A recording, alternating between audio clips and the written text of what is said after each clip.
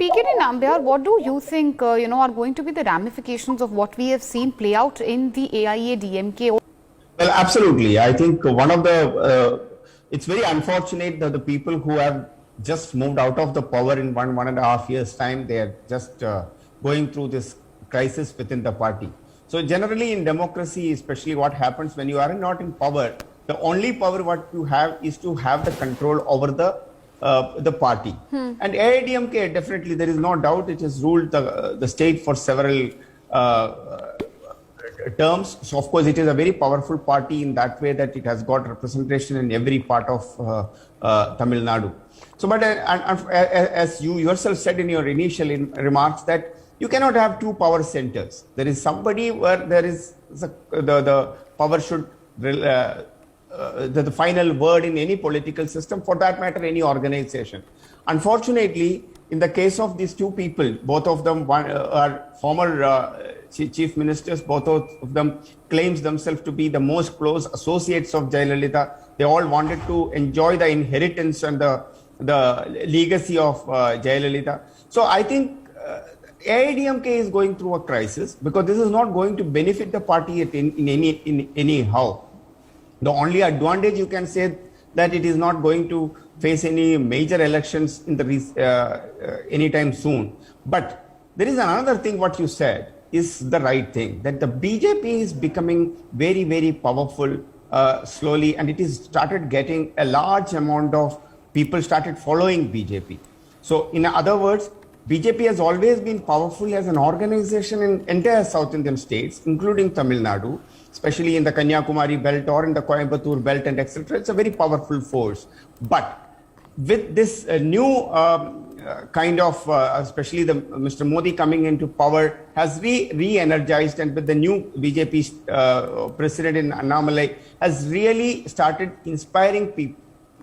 And for the first time in the history of Tamil Nadu, BJP start getting such a large crowd. Or I mean, there are a couple of moments which they have been done both before the elections and even after the election. They are slowly becoming a major opposition party. But please note that it takes a lot of time for the BJP to become the real opposition party, because generally in Tamil Nadu, there is a little hesitancy towards the national party, whether it is Congress or a BJP. So it may take some time, but eventually the only party which will become the opposition to the DMK. And as far as with the news which is coming in, DMK is fairly trying to do good with Stalin and his because there is no opposition, there is no real personality cult taking on him on the opposite. So it is definitely getting benefited for BJP, yes, and DMK is equally a beneficiary. Okay, if EPS is unable to convert his leadership into political victory, PKD Nambiar, do you think it could put a question mark on his future as well, considering that he led such a mega revolt within AIADMK which led to the ouster of OPS? End of the day, it's going to be imperative on him to convert it into an electoral victory, which seems to be quite difficult at this point of time at least. Well, if you really look at the politics all across, the people who are the custodian of the real party, or if the party and the party make, most of the functionaries are there with somebody, he will always have an advantage because he has got the machinery, money, and also a large number of bases all across. So in the case of OPS, of course, needless to say that he was even much before the OPS was the chief minister even during the Amma's time. So OPS is equally a big leader with regard to AIADMK. But then what happens is at the end of the day, the party is superior to an individual. And that has been the trend, even if you really look at all across the country, that even in the neighboring state, for an example, in Kerala, once upon a time, the K. Karunakaran, one of the tallest leader of Congress in the country. I mean, there was it used to be said that time that K. Karunakaran made Narasimha Rao as the prime minister. But then when he moved out of Congress, even though a section of Congress moved along with him, but he could not be an electoral force. It may be a political force. Being a political force and an electoral force, they are two different. Another thing which you have seen in Tamil Nadu, many people try to form new political parties and try to do something there, all including Kamal Hassan. But then all of them have failed. Whether it is Vijaykanth, Kamal Hassan, so many other people from the movie to politics have failed. So I don't think there is another choice it's not a choice for our OPS to form a new friend altogether and take on to EPS. That may not be. But this fight is going to be there for some more time. But yes, how national party like BJP is going to play and take the advantage of it, because they were having both AIADMK and BJP was having both of them were a long-term alliance. But somehow if they are able to pull it off and take some advantage of getting some kind of attraction towards the BJP, it is going to be in the benefit. But could you place a bet on the continuation of alliance between BJP and AIADMK, PKD Nambiar? Because EPS has not warmed up to the BJP the way OPS did. In fact, OPS, of course, has never shied away from heaping praises at Narendra Modi as well. But EPS has taken on the BJP on various occasions, be it the Veil Yatra, which, of course, EPS had put his foot down on, and many other issues. If at all, the AIADMK does move away from the BJP, do you not think at all, sir, that it could be harmful for the BJP? No, it will be suicidal for AIADMK. The reason being that just imagine a political party without power, and then that too without having a charismatic leader like an Amma, or for that matter a Karunanidhi, that kind of a people. So they are these EPS and OPS is more of like a custodian of a political party. On their own, with their name, they are not going to be the vote. They are not the vote gainers. They are just normally leaders. They are not the one which will have like thousands and millions of followers. Definitely no. So without BJP, it is going to be bad. With having an alliance with BJP, they will still be able to taste the power at the center, and also the blessing of the senior BJP leaders and including the Prime Minister from the center. It will be in the advantage of AIADMK. I don't think that EPS is going to make that mistake. And on the other side, if OPS try to align with the BJP, that is also the time only will tell, but I don't think that's... Okay. Fair enough, and that's a fair point which you raised, Geez. But PKD Nambiar, you said that it's a great opportunity for the BJP. I mean, BJP, of course, has always acted with political dexterity in various adverse situations. But what do you think? Can the BJP take advantage of this situation, perhaps try to go solo? I mean, end of the day, there is an opposition space which is vacant in Tamil Nadu. Would you say that a state which has, mostly been dominated by Dravidian parties, by, politics of regionalism, perhaps a national party does not stand a chance as of now by itself? That's what, Meenakshi, there is a political change automatically or already taking place across. Okay.